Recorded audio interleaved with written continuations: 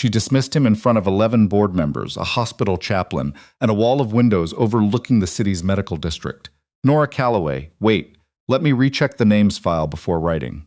The names to avoid include Nora Calloway, Victoria Hale, Claire, Miles, Franklin, Marcus, Serena Voss, Eleanor, Cassandra Holt, and others. All character names in the story will be completely new and different from that list. She had him removed from her conference room in front of 9 hospital board members, 2 department heads, and a floor-to-ceiling window that framed the city skyline like something that had been arranged on purpose. Laurel Vance ran Meridian Health Partners the way she ran everything.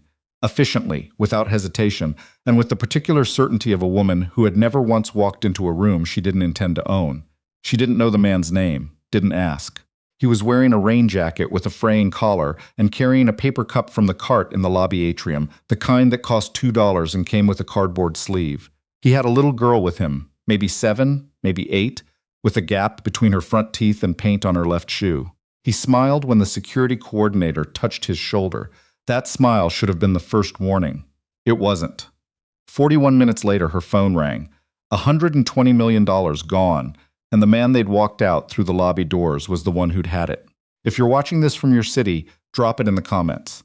I want to see how far this story reaches.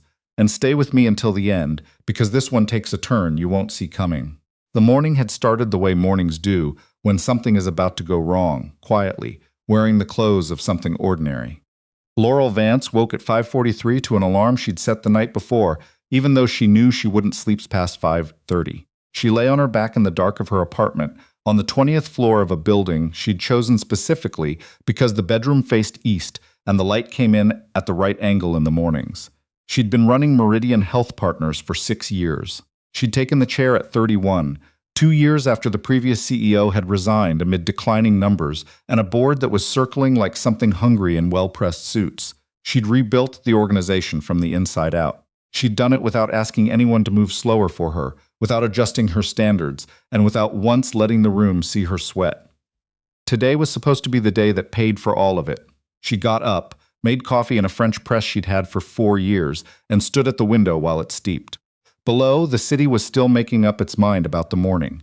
The Caldwell Group deal had been 6 months in the making. $120 million in strategic investment funding, the kind of capital that would let Meridian expand its outpatient network, build the rural access program her clinical director had been asking for since the previous year, and finally stop running on the particular kind of quiet anxiety that came from operating at 83% of what you actually needed. Her CFO, Preston Webb, had put it plainly in April. Without significant outside capital before the year's end, Meridian would spend the next 2 years making the kind of slow, incremental compromises that accumulated into something worse than a single crisis. They could manage, probably. But probably in that context had the same feeling as standing on a fire escape and wondering about the bolts. The Caldwell deal was supposed to end probably. Owen Caldwell wasn't a name that appeared in press releases or glossy profile features. He wasn't on panels at healthcare investment conferences. He didn't have a communications firm or a speaking circuit. What he had was a 15-year track record that people referenced in the way they referenced things they didn't fully want to explain, in lowered voices with a particular kind of respect that bordered on superstition. He'd grown Caldwell Capital from a mid-sized regional fund into one of the most consistently reliable investment operations in the country. Not the largest, not the loudest, but in terms of actual returns, actual decisions, actual conduct, exceptional. He was 40. He had a daughter. Laurel had spent 4 months preparing for this meeting. Her team had rebuilt the financial projections twice. She'd revised the partnership framework herself in the evenings at the kitchen table with a highlighter and a printed copy of the draft terms. She knew every number. She knew every risk. She was ready. Her deputy, Cara, had already been in the office for 20 minutes when Laurel arrived at 7. Cara was 34, sharp, and had the quality of a person who could assess the temperature of a room before she'd crossed the threshold. "You have 35 minutes before the prep review," Cara said, not looking up from her tablet. "Projector is confirmed. Preston wants a word about the appendix before we go in." And the catering order came with the wrong coffee. "What kind did they bring?" "The light roast." "You ordered the dark. Can we fix it?" Cara was already on the phone. The prep review ran at 8:15 in the smaller conference room. Preston at one end, 2 analysts, Laurel's legal counsel Nina Reyes, and 3 members of the clinical operations team who had spent the past week pressure testing the rural expansion model. They walked through the full presentation in 45 minutes. It was clean. It was tight. The numbers held under every question Preston threw at them. "You're ready," he said when they were done. Laurel nodded. She didn't say what she was actually thinking, which was that she'd been ready for 6 months and needed it to be Thursday afternoon and not Tuesday morning. The main conference room on the 14th floor had a long table that seated 18 and windows on 2 sides. It was the best room in the building, the one they used when the meeting mattered. Laurel was there at 9:40, 15 minutes early. She checked the presentation on the screen, adjusted 2 of the printed materials on the table, and drank half a glass of water while the room filled with people she'd worked alongside for years. At 9:56, the conference room door opened. Laurel was mid-sentence with Preston when it happened. She felt the room shift before she registered what had caused it. That particular recalibration, the way a space readjusts when something unexpected enters it. She turned. A man was standing near the doorway. He was maybe 40-41. He wasn't remarkable looking in any way that announced itself. Medium height, calm posture, wearing a rain jacket with a fraying collar and no tie. He was holding a paper cup from the lobby cart, and standing slightly behind him with paint on one shoe and a sketch pad tucked under her arm was a little girl. The girl looked around the room with the frank, unconcerned assessment of a child who forms opinions about spaces quickly and doesn't feel the need to hide them. The man was looking at the city through the window with an expression that was, if anything, mildly interested. One of Laurel's junior coordinators, a recent hire named Brett, who had been assigned to manage guest access for the morning, materialized near the man's elbow. "Can I help you?" The man turned. He had an unhurried face, the kind of face that didn't rush toward expressions. "I'm good." "Thanks. This is a private meeting," Brett said. He said it with the particular confidence of someone who had been given a task and was committed to it. "Do you have a badge, a confirmation?" "No badge," the man said. "Then I'm going to need you to Brett." Laurel had crossed the room, moving on instinct, mostly because she needed the meeting to start on time, and this was a complication she didn't need. She looked at the man. He looked back. She felt something she couldn't immediately name, a faint sense of something familiar, the way a word sounds before you can place its language. "I'm sorry, who are you here with?" "I'm here for the 9:55, he said. His voice was even. Unremarkable in tone, though something underneath it was not unremarkable at all. Laurel glanced at the table. The Caldwell Group had confirmed 2 attendees, a senior associate named Helena Marsh and the principal Owen Caldwell. She looked back at the man in the rain jacket. He looked back at her without any particular urgency. She should have stopped. She would tell herself that later, lying in the dark at 2 a.m, 3 nights from now, that the moment had been right there, that if she had simply asked his name, everything would have gone differently. She didn't ask. "I'm sorry," she said, using the voice she'd built over 6 years of rooms that needed to be managed, clear, professional, moving forward. "This meeting is for confirmed guests only. If you're with the Caldwell team, your associate can call up and we'll get you cleared." He's already cleared. A woman had appeared in the doorway behind him. Late 30s, charcoal blazer, leather portfolio. She was looking at the man in the rain jacket with an expression Laurel couldn't quite read, the expression of someone watching something unfold that they'd seen before and knew how it ended. "He's cleared," she said again, her voice controlled but tight. "Then he's welcome to." Brett started. "Brett." This time the voice came from across the table. It was Kenneth Holt, the board chair, 62 years old, a man who had been in more high-stakes rooms than most people had been in good restaurants, and who had a very particular way of saying a single name that ended conversations. He didn't look up from the papers in front of him. Handle it. Brett handled it the way a recent hire handles a direct instruction from a board chair, completely, and without any curiosity about whether it was the right call. He touched the man's arm. "Sir, if you could wait in reception." The man looked down at Brett's hand. Then he looked at Laurel. She had already turned away. Preston needed something. The clock said 9:58. The girl, the little girl, was still standing in the doorway, holding her sketchpad, watching Laurel with the same unhurried attention her father had. Laurel turned away from that too. She heard the door open and close. She looked at Helena Marsh, who had taken a seat at the table and was opening her portfolio with the focused calm of someone who had decided not to say what she was thinking. "Mrs. Marsh," Laurel said. "Welcome. We're ready to start." Helena Marsh looked at her for a long moment. "Mr. Caldwell comes separately," she said. "He should have been here." She said nothing else.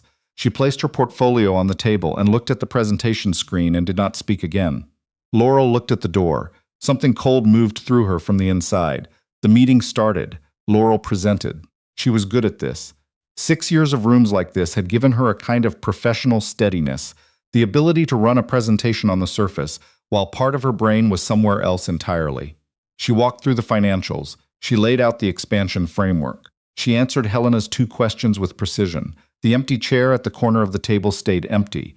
At 10:27, her phone buzzed under the table. She ignored it. At 10:31, it buzzed again. At 10:35, Kara opened the conference room door and caught her eye with a look that said, "You need to come out here now." Laurel wrapped the presentation with her closing remarks and called a 5-minute break. She was in the hallway before the door had finished closing. Kara was 2 steps away, holding her phone like it was something that had burned her. "Read this." The email was from Owen Caldwell's office. It was 5 sentences. It said that Caldwell Capital was withdrawing from all discussions with Meridian Health Partners, effective immediately. It said the decision was final. It said further inquiries should be directed to their legal team. The 4th sentence said the withdrawal was not subject to negotiation or reconsideration. The 5th sentence wished Meridian success in its future endeavors. Laurel read it twice. She was aware of her own breathing. "When did this come in?" 10:17, Kara said. 18 minutes ago. 18 minutes. From the moment the conference room door had opened and closed again behind a man in a rain jacket and a little girl with paint on her shoe. "Kara, yeah, what does Owen Caldwell look like?" Kara was quiet for 3 full seconds. Then she took her phone back, pulled something up, and held it out. The LinkedIn profile had a plain background and a professional photo. 40 years old, calm face, unhurried eyes. Laurel held the phone. She looked at the photograph. The photograph looked back. She handed the phone to Kara. She stood in the hallway outside the conference room where 9 board members were waiting for her. She looked at the window at the end of the hall and the city beyond it. "Give me 4 minutes," she said. "You have 2, Kara said. She went to the women's restroom and ran cold water over her wrists and looked at herself in the mirror. 6 years, 4 months of preparation. She'd rebuilt the projections twice. She'd stayed until 10 at night to get the language in the partnership terms exactly right. And she had stood in her own conference room and turned away from the man she was supposed to be meeting, without asking his name while he watched her do it. She dried her hands. She went back in. She thanked the room for their time, said there would be follow-up communications, and ended the meeting evenly and without explanation. After everyone had filed out, she sat at the empty table for 7 minutes. Kenneth came back in at some point. She heard him but didn't turn. "What happened?" he said. "We lost the deal." He sat down across from her and put his hands together on the table in the gesture of a man performing careful thought. "How? The presentation was solid. The presentation was fine." She looked at him. "I need to think, Kenneth." He nodded. He said the right things, that it wasn't over, that they'd find another approach, that he'd be making calls. He patted the table twice when he stood, the way certain men patted surfaces as though settling them, and he left. Laurel looked at Owen Caldwell's empty chair. She didn't go home until after 9 that night. She sat at her desk in the empty office and reconstructed the morning the way she used to reconstruct failed negotiations, decision by decision, moment by moment, looking for the point where the wrong call had compounded into the wrong outcome. The man had been standing near the window. He'd been holding a paper cup. He'd said he was there for the 9:55. Helena Marsh had said he was cleared. Laurel had used the efficient voice, the moving forward voice, and turned away. She had turned away. There was a version of that morning where she had stopped, where something in the quality of his stillness, the way he didn't react to the room, didn't perform anything, just stood there looking at the city like he had all the time in the world, had made her say, "Hold on, what's your name?" She hadn't. She started researching the next morning. She pulled everything publicly available on Owen Caldwell herself, not because she needed to, but because she needed to understand what she'd walked past. What she found was a man who had spent 15 years building something quietly and consistently. No publicist, no conference keynotes, no social media presence worth noting. His fund had started with almost nothing. His track record was exceptional not by volume but by precision. Very few deals, very good outcomes, and a reputation that existed almost entirely by word of mouth among people who didn't need to speak loudly. He was 40 years old. He had a daughter named Ivy. The articles that mentioned her were rare, limited to a single profile piece in which he'd agreed to be interviewed only because proceeds went to a children's literacy program. The writer had noted that he'd declined to have his photo taken until the final day of the process. There was one quote near the end of the profile that Laurel read twice. "I'm not interested in being the person in the room who looks like money. I'm interested in being the person who makes good decisions. Those are different things, and most rooms can't tell the difference." She put it down. She stood at her window and looked at the city and thought about a man who had walked into her conference room alone with a paper cup and a child with paint on her shoe and let himself be escorted back out through the lobby. He'd known what he was testing. The question she was beginning to answer was whether the test was over. She called Helena Marsh at 2 in the afternoon. It rang 4 times before going to voicemail. She left a message, composed, no panic, asking if they could speak before week's end. Helena called back 9 minutes later. "Vince," she said. That was her opening. "Thank you for calling back," Laurel said. "I almost didn't." A pause. "What happened yesterday was not a reflection of Mr. Caldwell. It was a reflection of your organization. I understand, do you?" Helena's voice wasn't unkind exactly. It was precise in the way that people who said what they meant without softening it were precise. Because from where I sat, the CEO of an organization asking for $120 million didn't know who she was meeting with and didn't stop to ask before having him removed. Laurel breathed. "That's accurate. I failed to identify him. I let my staff manage a situation I should have managed myself." A longer pause. "He came in that way on purpose," Helena said finally. "No announcement, no formal introduction from our side. He does it for first meetings. He wants to see how a room responds to someone who doesn't look like capital. A beat. Most rooms fail. Did we fail worse than most? Your coordinator was following instructions. The others followed his lead. That's a culture question, not an individual one." Another pause. "But what he saw at the end, when you turned away, that was what he noted. He was watching you, Ms. Vance, not your coordinator, you, to see what you would do." Laurel was very still. "Is there anything I can do?" she said. "I don't know," Helena said. "He doesn't reopen closed things as a rule." A pause. "But he did ask me one thing this morning." Laurel waited. "He asked whether you made this call yourself or had someone make it for you." Laurel looked at her phone, at her own name on the screen, dialing out. "I called, I know," Helena said. "I told him that already." 3 days later, Preston came to her office at 4 in the afternoon and closed the door. He only closed the door when the news was the kind that shouldn't travel through glass. "I've been going through the Brightfield terms," he said. Brightfield Advisory Group had reached out the day after Caldwell withdrew. Laurel had noted the timing. She'd told herself it was coincidence. She was starting to reconsider. Preston put a single printed page on her desk. His handwriting was small and careful. Brightfield's primary funding source, traced through 2 holding structures, was an entity called Granite Point Consulting. Granite Point Consulting was incorporated 14 months ago.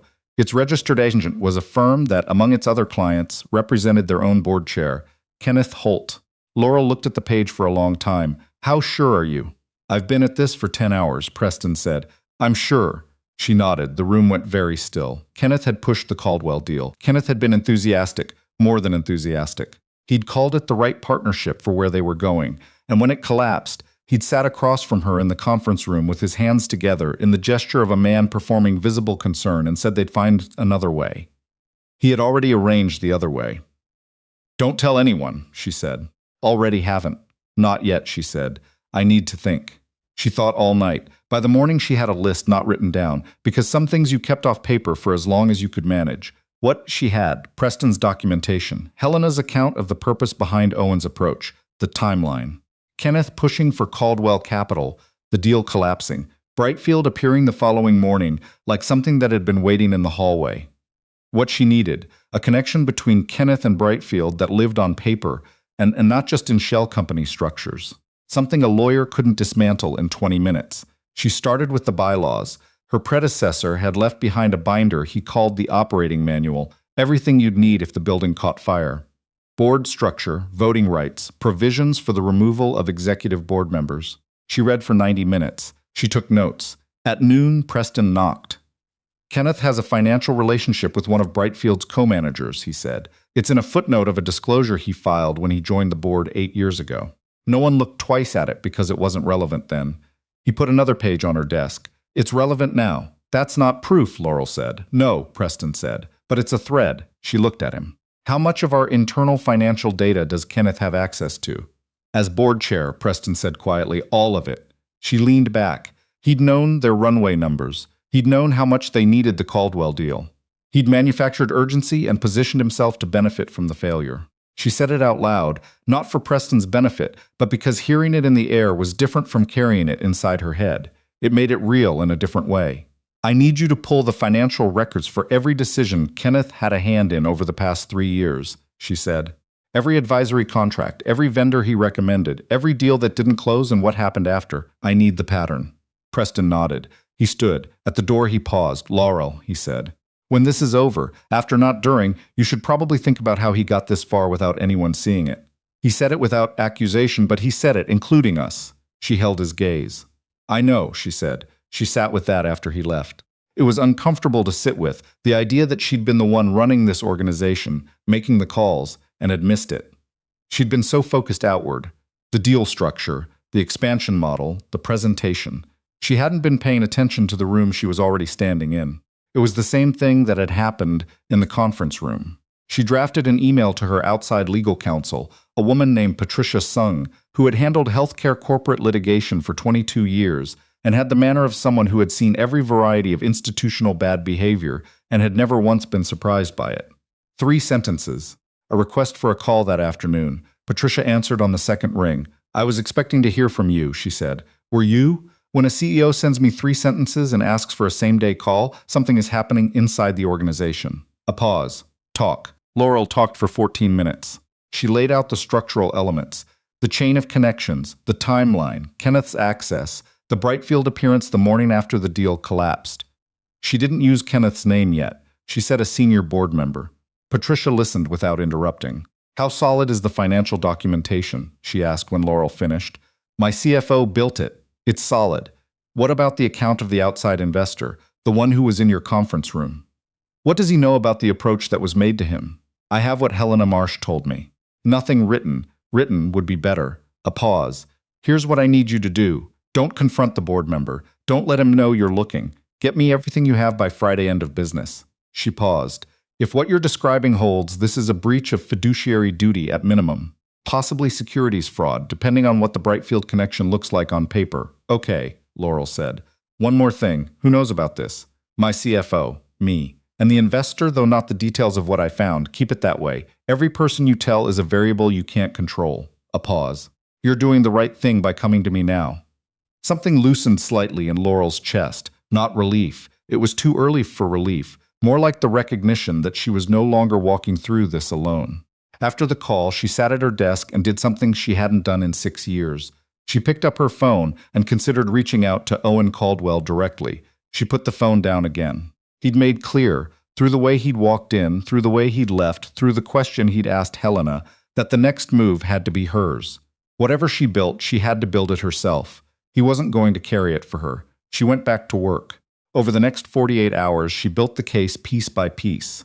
Her IT director, a methodical, quiet man named Gregory Falk, who had been with the organization for 9 years, sent her the internal system access logs at 4:15 on a Wednesday afternoon with a single line at the bottom. I flagged some anomalies you should look at. She went through them that night after the building had emptied. What she found was a pattern of careful, deliberate document access over 8 months. Strategic planning files, financial sensitivity analyses, deal structure models, pulled in small increments from an account belonging to a third-party consultant retained by the board 14 months ago. A consultant whose engagement, she now noted, had been championed by the board chair. She wrote down the consultant's name. She checked the time. It was 11:40. She drove home, she made toast and didn't taste it. The next morning, she called Patricia with what she had. Preston had the financial trail.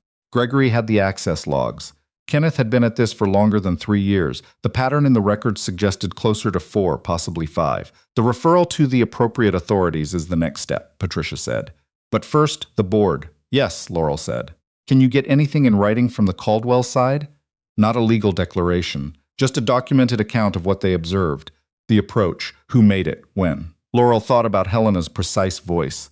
About the question Owen had asked, whether she'd made the call herself. About everything she'd built over the past 72 hours without borrowing anyone else's credibility to stand behind it. I'll reach out, she said. No promises. She sent a text to Helena's number, the one she'd saved from the callback. She kept it short. She said she wasn't asking for help with the deal, only for 15 minutes of Mr. Caldwell's time if he was willing, and that she would explain when they spoke. The reply came back in 4 minutes, not from Helena. 3 words, from an unfamiliar number, tomorrow. Same coffee cart. She exhaled. The lobby coffee cart was open at 7:45. Laurel was there at 7:30. The barista, a young man named Theo, who had worked the cart for 2 years and knew her order, had her cup ready without being asked. Owen arrived at 7:47. He was alone. He ordered at the cart, said something quiet that made Theo nod, and crossed to where she was standing. He looked at her face. "How bad is it?" he said. "Bad enough, but I think I can prove it." She paused. "I need to ask you something, and I want you to know I've built the case without your answer." "I'm not asking you to rescue anything." He nodded. "The approach that was made to you before our meeting," she said. "The intermediary. Is there anything you're willing to put in writing? Not testimony, just what you observed." Owen wrapped his hand around his coffee cup. He looked at the atrium, the 20-foot living wall of plants that someone had installed years ago. The morning light was moving through the glass and across the greenery in a way that made the lobby look briefly like something else entirely. "The person who contacted us is named Garrett Sims," he said. "He represents himself as a deal facilitator. He's connected to at least 2 other situations I know of where a board-level insider used him to position an outside investor for a redirected arrangement." He looked at her directly. "I can give you a written account, the date, what was communicated, what was implied about how the partnership would be restructured after closing." Laurel held his gaze. "That's exactly what I need. Helena will send it to your counsel today." He paused. "One condition." "What condition?" "You're the one who presents this to the board, not your CFO, not your lawyer. You walk in there and lay it down yourself." She looked at him. She almost said, "Of course." She stopped herself because it wasn't of course, and he knew it and she knew it, and saying it would have been the easy version of what he was asking. "I know," she said instead. "I know it has to be me." He nodded. He picked up his coffee. They stood in the atrium for a moment in the early morning quiet. Theo was making something for another customer. Somewhere above them, an elevator opened and closed. Ivy, Laurel had learned her name from the profile piece, was presumably in school on a Thursday morning. "Thank you," she said. "Don't let him walk out of that room with anything," he said. It wasn't dramatic. It was just what he thought she needed to hear. She nodded. She walked out through the lobby doors and into the morning. The emergency board meeting was called for Friday at 10. Laurel submitted the formal request Thursday evening through legal channels, citing the emergency provision in the bylaws, listing Preston and Patricia as supporting witnesses. She had confirmations from 6 of the 8 board members by 9 p.m. Kenneth's confirmation came in at 10:51, late enough that she knew he'd spent at least an hour deciding whether to appear. He appeared. Of course he did. Absence would have written its own story. She rode the elevator to 14 alone on Friday morning. She watched the numbers change. She was past the thinking stage now. She was in the doing stage, which required a different part of her. The conference room looked exactly the same. The long table, the windows, the city outside in its Friday morning state. The same room where a man had stood near the window with a paper cup and been told politely and efficiently to wait in reception. She set her documents at the head of the table. Her chair, she'd decided that already. Patricia sat to her left, Preston across from him. The room filled in the next 10 minutes. Other board members, the organization's general counsel, a representative from the audit committee. Kenneth arrived at 10:02, charcoal suit, blue pocket square, the combination she'd seen him wear for important meetings. He came in moving through the room the way he always moved through rooms. A handshake here, a word there, the practiced warmth traveling ahead of him like something he'd sent in advance. He looked at her sitting at the head of the table. Something moved across his face, very fast, very small, and then the warmth came back. "Laurel," he said, settling into his seat. "Unusual setup for a Friday. Thank you for making time," she said. He looked at Patricia, at Preston, at the bound document in front of Laurel's hands. His eyes moved across all of it with the focused attention of a man who knew when a room had been arranged against him and who was deciding in real time what his best response was. He decided to look relaxed. Laurel began. She did it the way Patricia had walked her through it. The timeline first, the pattern before the name. She took the board through the access logs with the precision of someone who had spent 4 nights memorizing every detail. She walked through the consultant account, the document extractions, the pattern of 8 months. She watched the room as she spoke. The audit committee rep's expression tightening, the general counsel going very still in the way lawyers went still when they understood what they were looking at. She did not look at Kenneth. She presented the advisory contracts. She walked through 3 deals over 4 years that had died on Kenneth's recommendation when the fundamentals were sound, and what had happened afterward, who had picked them up, and through what connected entities. She laid it out without adjectives, without editorializing, and let the timeline speak. She heard Kenneth shift in his chair. She presented the Brightfield connection, the holding structure, Granite Point Consulting, the registered agent's firm, and its relationship to Kenneth's personal financial arrangements. She watched the general counsel write something on his notepad. "I'd like to pause here," Kenneth said. His voice was smooth. He had the voice of someone who had been using it as a precision instrument for a long time. "I think there's significant context missing, and I'd like to address." Under Section 11, Clause 4 of the organization's bylaws, Laurel said without raising her voice, "An integrity disclosure by a sitting CEO may not be interrupted by motion until the disclosure is complete." She looked at him directly. "I'd ask you to hold your response until I've finished." "Thank you, Kenneth." The room went very quiet. She held his gaze for 3 seconds. Then she looked back at her documents and continued. She presented the written account from Owen Caldwell last. She introduced it as a documented statement from an external investment principal, obtained voluntarily, identifying the intermediary who had made an approach to Caldwell Capital 2 weeks before the partnership meeting. She did not say his name in that context. The document was attributed to an external principal, sufficient for the board's purposes, and maintaining the boundary Owen had drawn about his own involvement. She read 3 excerpts. The first identified Garrett Sims by name. The second detailed what had been communicated, the proposed advisory arrangement, and who had been represented as authorizing it. The third documented the specific terms, which had never appeared in any version of the deal structure Laurel had prepared or approved. She set the document down. She looked up at the room. The audit committee rep was looking at Kenneth. So were both of the independent directors. The general counsel had stopped writing and was simply looking at the table. Kenneth looked at Laurel. This was the moment Patricia had described. She saw it happen in real time, the slight forward lean, the expression calibrating towards something that wanted to read as wounded reasonableness.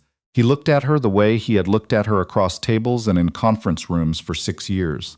The look she had always read as support, as the manner of someone who had been in her corner. She saw it clearly now for what it was. She looked back at him. She did not look away. "These are serious allegations," Kenneth said. His voice had lost some of its smoothness at the edges.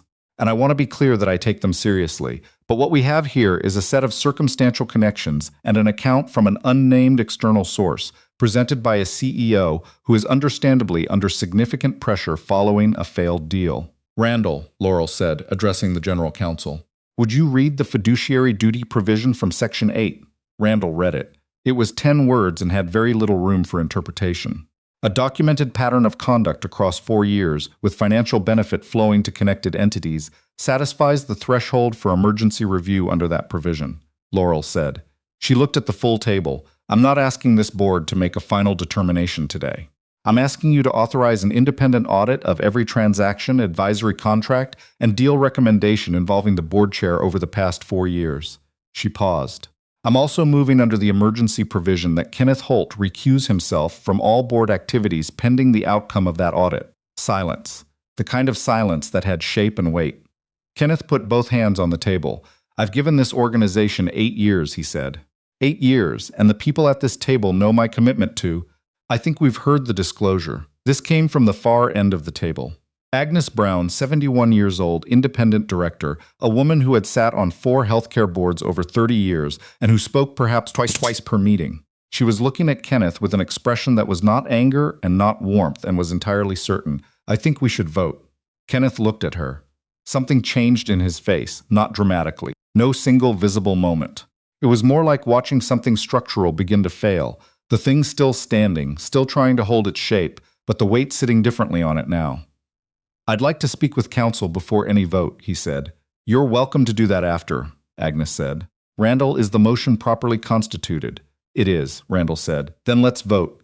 The vote took 5 minutes. The motion to authorize an independent audit passed 5-1. The motion for Kenneth's recusal pending the audit passed 5-1. The one vote against both motions was Kenneth's own. He cast it looking straight ahead, not at Laurel. His jaw was tight. The warmth was entirely gone from his face now, replaced by something harder and smaller that she had never seen there before, because he had never needed to let her see it. After the second vote, Kenneth stood. He straightened his jacket. He looked at Laurel. She looked back. "You're making a mistake," he said quietly in the voice under the voice, the one she had never heard until now. "I don't think I am," she said. He left. The door closed. She stood at the head of the table and felt the room settle around the absence of him. Board members who had been holding themselves rigid were breathing again. Agnes was already on her phone. Preston was writing quickly. Patricia gathered her documents with the focused efficiency of someone with more work to do. Agnes looked at Laurel from across the table. She didn't say anything. She gave her one slow nod, the kind that carries more than a sentence would. Laurel nodded back. She stayed at the head of the table until the room had mostly cleared. Then she sat down because her knees were doing something she didn't want to display while people were still in the room. She put both hands flat on the table and breathed. Patricia sat back down across from her. "You held the room," she said. "I held the room," Laurel said. Her voice came out steadier than she felt. After Patricia left, Preston stayed. He looked across at her with the expression she had come to think of as his aftermath face, a little emptied out, slightly more tired than he'd been an hour ago. "It's going to go public," he said. "Probably by Wednesday." "I know. Employees hear it from me first. Before the press, before the investors." He nodded. He stood. At the door he paused. "Laurel," he said, "your predecessor built this place and you rebuilt it. Today you kept it." He said it without sentiment, just as a fact he wanted on record. Then he left. She sat in the empty conference room for a long time after that. She looked at the city through the glass. She thought about a man standing near this same window 3 weeks ago, holding a paper cup, looking at the skyline with an expression she had mistaken for blankness. She understood now that it hadn't been blankness. It had been recognition, the specific kind that comes from watching someone confirm exactly what you'd expected of them. She picked up her phone. She typed a text to Owen's number. She kept it short. The board voted. Audit authorized. He's recused. Then she paused and added, "I held the room." She sent it. His reply came back in 7 minutes. 3 words. "I know you did." She looked at that for a long time. Then she put the phone in her bag and stood and walked out of the conference room and back into the rest of what needed to be done. The audit concluded on a Tuesday morning 6 weeks later. The lead auditor delivered the report in person, a woman named Sandra Chiu who had the manner of someone who had seen a great deal of institutional bad behavior and felt no need to dramatize it. She walked Laurel and Preston and Patricia through the findings section by section. The numbers were worse than Laurel had expected. Kenneth had been redirecting deal flow and confidential planning information for the benefit of connected outside parties for a period of not 4 years but closer to 5. The 3 deals she'd identified were not isolated incidents. They were part of a pattern that the audit had traced back to the early years of his chairmanship. The excess in advisory contracts, routed through connected entities, totaled just under $2 million. The Caldwell deal had been specifically engineered to collapse in order to create the opening for Brightfield and the extraction structure he'd built around it. 5 years. She sat with that number while Sandra talked. She thought about the organization her predecessor had spent 20 years building. She thought about the people in the building below, 381 of them, who had sent her notes after her internal communication went out the previous week, saying in various ways that they had sensed something wrong for longer than they'd been able to name, and were relieved that someone had seen it. "The referral to the appropriate authorities is the next step," Patricia said when Sandra finished. "We submit today," Laurel said. After Sandra and Patricia had gone, Preston stayed. The room was quiet. Outside, the city was doing what it always did. 5 years, Preston said. 5 years. He was doing this before you had the chair. Yes, she looked at the report. He used the transition period as cover. My inexperience in the early years gave him room. She said it plainly. It needed to be said plainly, not smoothed over. I should have seen it sooner. Preston looked at her steadily. You saw it when you were positioned to see it. That feels like a way of making it easier than it is. It feels like that, he said. It isn't. He picked up his copy of the report. At the door he stopped. When this is settled, after the audit is formally closed, I want to talk about restructuring how the board oversight process works. Access controls, conflict disclosures, the whole framework. I want you to lead it, she said. He nodded once and left. She sent Owen a text. Full report. 5 years, not 4. Company is okay. I'm okay. His reply came back in 3 minutes. I know you are. Coffee Saturday? She looked at the gray November light through the window. She looked at the audit report on her desk. She looked at the mug on her windowsill that her assistant had given her on her 3rd anniversary in the chair. A ceramic thing with slightly uneven glaze that said, in small letters, "Still here," she typed back. Yes. That Saturday, she was at the lobby coffee cart at 7:50, which told her something about how much weight she'd given to the morning. Theo had her order ready. She took a seat on the bench near the living plant wall and watched the atrium. Owen came in at 8 exactly. He ordered from Theo. He crossed to where she was sitting and looked at her face. How do you feel? He said. Not the professional version of the question, the real one. Tired in the way that's okay, she said. The tired after something ends, not the tired during it. She paused. I keep thinking about 5 years.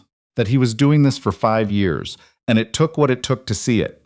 You were 31 when you took that chair. Owen said. Running an organization your predecessor built, with a board that had been in place before you got there. You were navigating. You couldn't see what he'd constructed from that position. He said it plainly, not to make her feel better, just because it was accurate. You saw it when you could see it. That feels like a rationalization. It feels like that, he said. It isn't. She looked at him. He looked back. Outside the atrium glass, a delivery person was arguing good-naturedly with a parking attendant about something that appeared to have already been resolved. The morning moved around them, indifferent and ongoing. I'm going to rebuild the partnership proposal, she said. Not the same pitch. A different one, built on what this organization actually looks like now. The governance reforms, the reconstituted board, the clean financials. I believe in what we're building, and I think the partnership done right creates something worth doing. She paused. I'm not asking today. I'm telling you it's coming, so when I do ask, you know it's a real proposal. Owen wrapped both hands around his coffee cup. I know it would be, he said. I'll be ready when you are. She nodded. She picked up her coffee.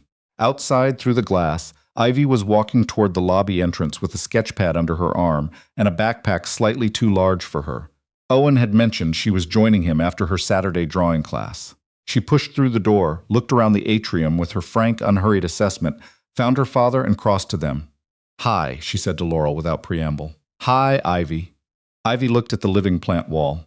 Did you know the maintenance team waters this with collected rainwater? I didn't. Dad looked it up. She opened the sketchpad and began drawing the atrium without further ceremony. Owen looked at Laurel with the expression she had come to think of as his Ivy expression, a combination of deep affection and the particular wry exhaustion of a parent who had long since stopped being surprised. She draws everything, he said. I know, Laurel said. I've seen the sketchpad. Ivy looked up briefly. I'm drawing you both, she said. You have the same expression. What expression? Laurel said. Ivy considered the page. The one where you're thinking about something important, but you're trying to look like you're not. Owen made a sound that was almost a laugh. He turned it into clearing his throat with incomplete success. Laurel looked at Ivy's bent head, at the careful, sure movement of the pencil across the page, and felt something shift in the morning. Not the difficulty, which was still there, waiting in the form of the audit process, and the legal proceedings, and the long work of rebuilding what Kenneth had spent 5 years quietly undermining, but something underneath it. Some current running in a different direction than the one the week had been running in. She gets that from somewhere, Laurel said. Owen looked at her. Something moved in his face. Not quite a smile, but the territory around one. I wonder, he said. Theo called out an order from the cart. Somewhere in the building above them, an elevator opened and closed. Ivy's pencil moved steadily across the page. And in the lobby of Meridian Health Partners, on a gray Saturday morning in November, Laurel Vance sat beside the living plant wall and let herself feel, for the first time in a long time, something that had nothing to do with strategy or contingency or the management of outcomes. Something quieter than that. Something that had simply arrived, in the way that certain things arrived, not through effort, but through the particular alchemy of showing up honestly to the hard things until the easier ones had room to find you. Ivy turned the sketchpad toward them. On the page was the atrium, the cart, the plant wall, Theo behind the counter, and at the bench near the greenery, 2 figures with coffee cups, both of them leaning slightly forward, both of them wearing the same expression. You look less serious than last time, Ivy told Laurel. The time in the conference room, in my first drawing, you looked like you were bracing for something. She tilted her head at the new sketch. Now you just look like you're here. Laurel looked at the drawing. She looked at this 8-year-old with her too large backpack and her sketch pad and her clear, uncomplicated way of seeing, and she thought, yes, that's exactly it. That's the whole difference. She was here. She was beginning to understand the whole thing.